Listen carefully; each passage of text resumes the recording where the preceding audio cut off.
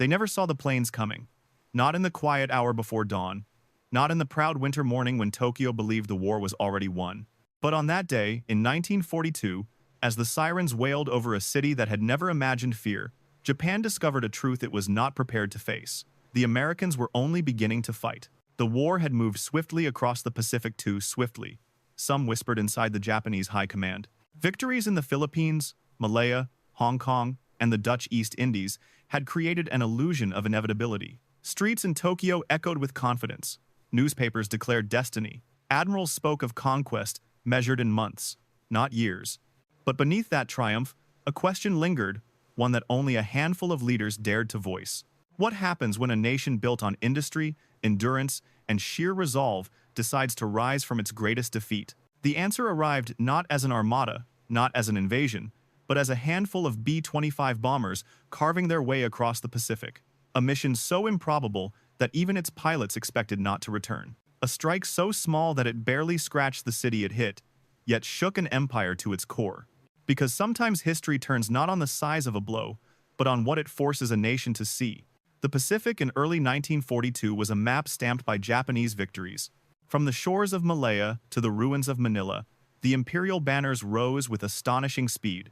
To the outside world, it looked like a new empire being carved in months. A campaign so swift that even seasoned analysts in Washington and London struggled to comprehend how completely the balance of power had shifted. Inside Japan's command circles, however, the mood was more complicated. Admiral Isoroku Yamamoto, architect of the Pearl Harbor strike, understood better than most what the empire had awakened. He had studied in the United States. He had walked American streets, seen its factories, and respected its industrial potential. Victories could be won quickly, yes, but wars of endurance were another matter.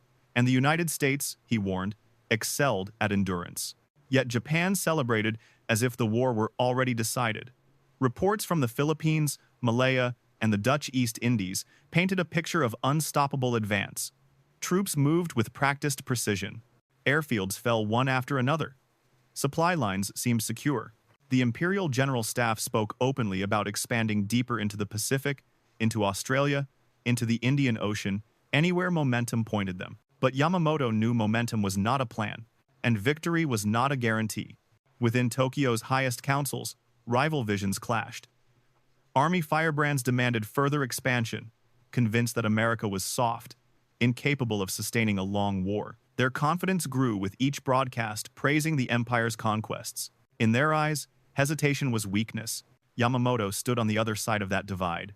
He insisted that Japan had 18 months, no more to force a negotiated settlement. Every additional front opened, every distant island seized, drained the precious resources Japan could not replenish. Oil reserves, shipyards, trained pilots, these were not infinite. He warned that after the initial wave of triumph, the empire would be overstretched, exposed, and vulnerable. But caution in wartime Tokyo was a dangerous virtue.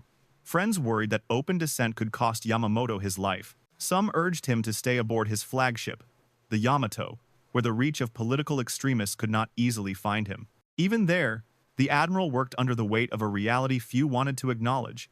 Japan had woken a nation far larger and far more capable than its early victories suggested. While Japan debated its future, the United States faced its own reckoning. Pearl Harbor had torn through America's sense of security, but the carriers survived, and in those decks lay the seeds of a new kind of war. Factories roared to life. Training programs accelerated. What the nation lacked in immediate strength, it compensated with resolve. But America needed something more than preparation. It needed a spark and act bold enough to tell the world that the United States was not beaten.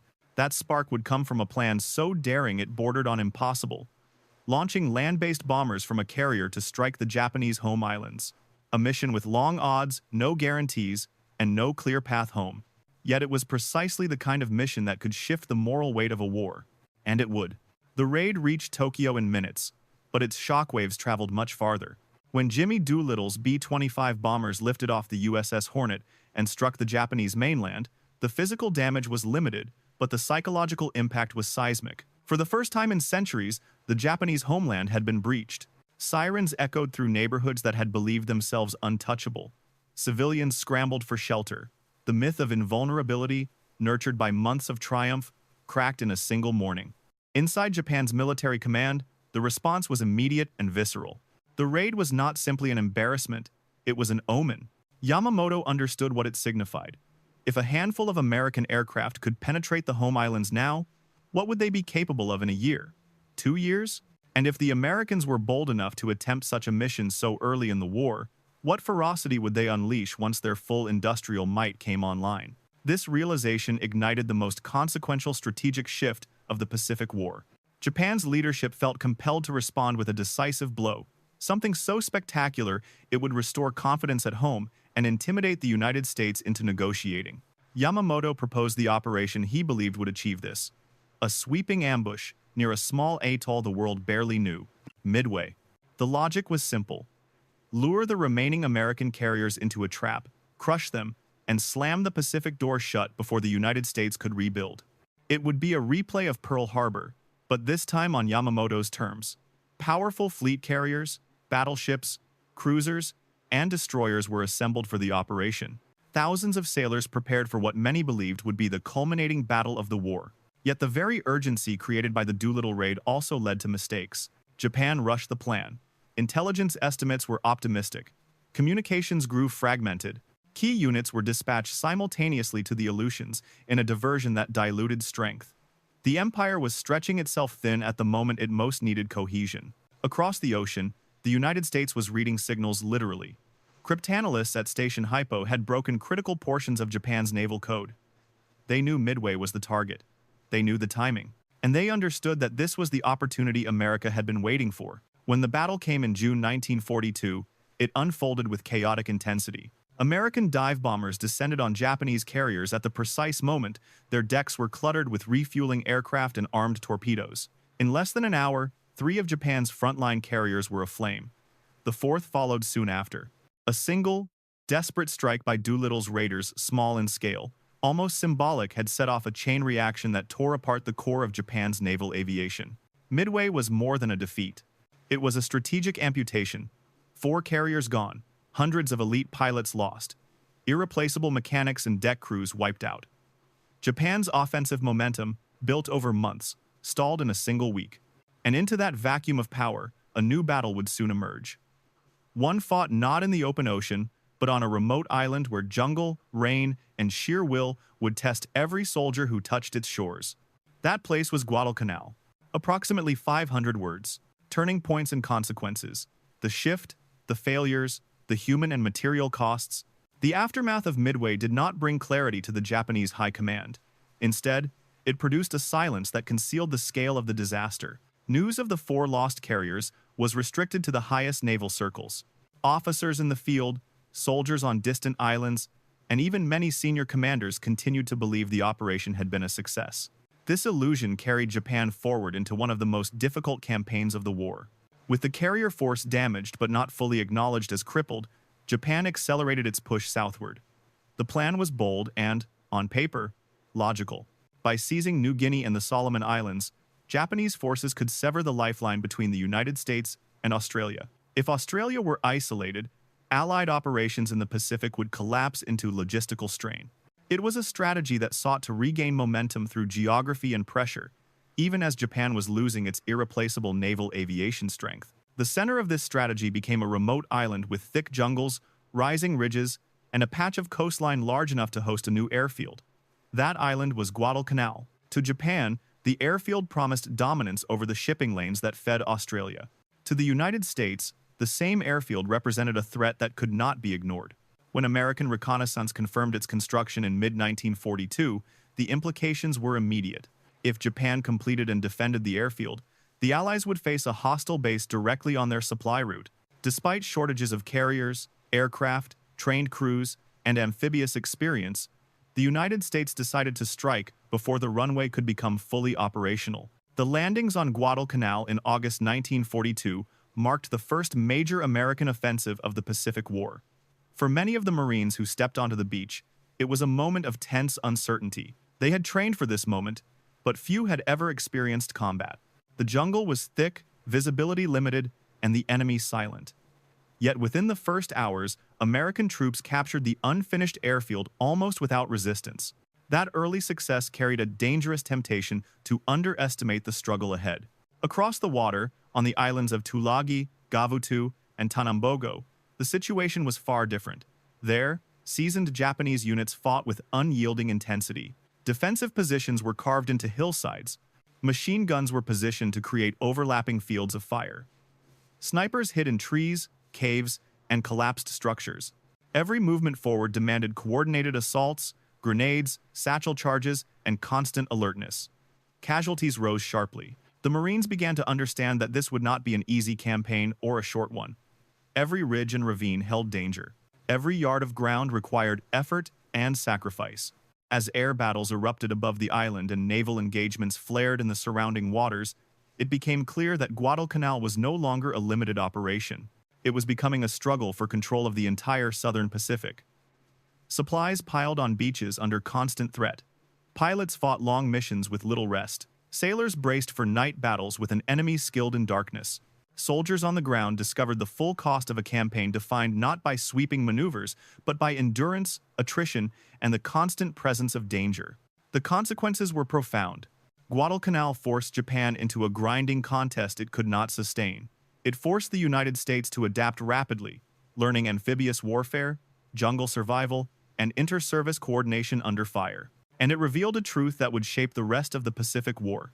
Victory would not come from quick strikes or single battles. It would come from resilience, from logistics, and from the willingness to withstand months of hardship in a place where nothing came easily. Approximately 400 words. American and global perspectives, strategic lessons, political reactions, and the changing course of the Pacific War. For the United States, Guadalcanal was more than a military operation. It was a declaration that the nation had moved beyond shock and recovery and had entered a new phase of determination. The early months after Pearl Harbor had been defined by defense, emergency measures, and the steady retreat of Allied positions across the Pacific. Guadalcanal changed that trajectory.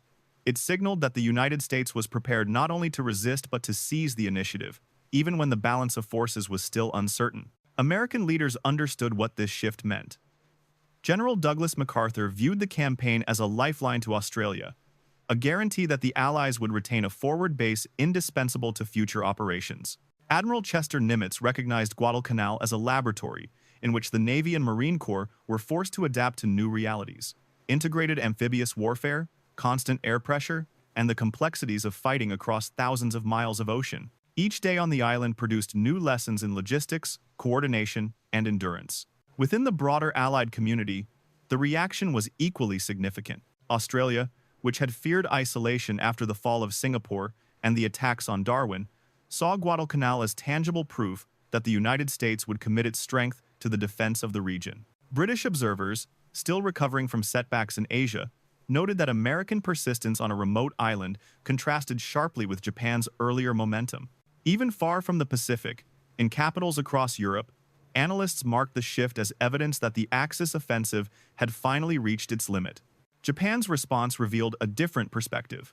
While official broadcasts minimized the scale of the fighting, internal communications reflected growing concern. The loss of initiative was unmistakable. What had begun as a strategy to isolate Australia had become a defensive effort to hold ground that consumed ships, aircraft, and veteran troops. As the fighting intensified, Japanese commanders requested reinforcements that could not be spared. Naval officers began to worry about fuel supplies, aircrew shortages, and the increasing effectiveness of American intelligence. The Empire was discovering the cumulative weight of a long war it had not fully prepared to fight. The global significance of Guadalcanal lay not only in the battles themselves, but in what they represented. For the first time in the Pacific War, the Allies had halted a Japanese advance and forced the enemy into a prolonged struggle. The campaign exposed weaknesses in Japan's strategy and highlighted the strength of American industrial support, even in the early stages. It underscored that future victories would depend on patience, coordination, and the capacity to endure hardship as much as on bold tactics or sudden strikes. In this sense, Guadalcanal was a turning point not because it ended the war, but because it reshaped expectations. The world saw that the Allies could contest the initiative. Japan realized that early victories were not guarantees of long-term success. And the United States proved that it could carry the burden of a grinding campaign far from home, setting the foundation for the long road ahead. Approximately 400 words. Ending. Historical legacy, emotional reflection, and CTA. The story of the Doolittle Raid, Midway, and Guadalcanal, is not simply a sequence of battles. It is a record of how small actions can redirect the course of a vast war and how determination can turn doubt into forward momentum. The raid itself caused little physical damage, yet it became a catalyst, forcing Japan into choices that carried heavy consequences. Midway followed, reshaping the balance of naval power. Guadalcanal came next, demanding endurance, sacrifice, and a new understanding of what the Pacific War would require from those who fought it. For the Americans who landed on those beaches in 1942, the cost was measured not in strategy charts but in long nights, heavy humidity, and the constant presence of danger. Many had never seen combat before stepping onto the island. By the time the campaign ended, they had lived through shortages, disease, sudden air raids, and the steady pressure of a determined enemy. Their experience became a foundation for everything that followed in the Pacific theater. They proved that the United States could fight on unfamiliar terrain, far from home, against a skilled and relentless opponent. For Japan, these events marked the end of the rapid advance that had defined the early war. They revealed the limits of momentum and exposed the strategic risk of misreading an opponent. The empire entered a new phase in which resources no longer stretched to meet ambition, and where each decision carried consequences that could not be hidden or reversed. The confidence that had defined the winter of 1942 gave way to the sobering reality that the war would not end quickly or on favorable terms. The legacy of these interconnected moments extends beyond the battlefield. They remind us that turning points often appear unexpectedly. A small raid can alter calculations. A lost carrier can reshape strategy. A remote island, barely known to most Americans, can become the stage on which a nation's resolve is tested and proven.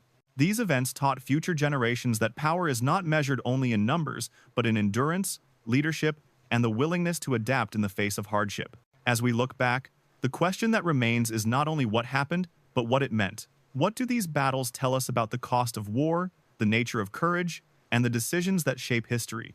If this story made you think about the hidden turning points of the past, consider sharing your thoughts. What moment in this campaign stands out to you as the most decisive? And if you want to explore more stories that shape the world we live in, join us for the next chapter in our journey through military history.